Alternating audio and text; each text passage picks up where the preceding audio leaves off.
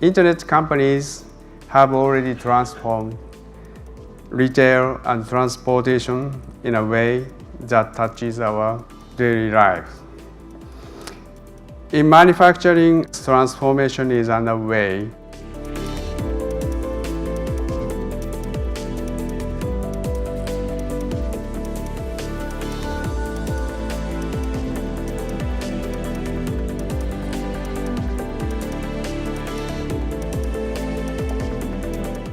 We are moving from the old model of mass production and global supply chains towards a world of distributed manufacturing, shared factories, and IT service centers.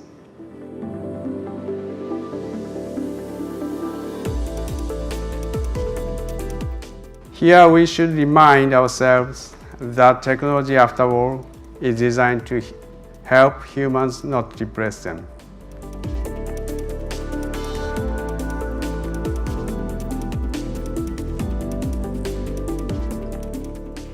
MHH sees a future where people have a safe and fulfilling lives supported by technologies.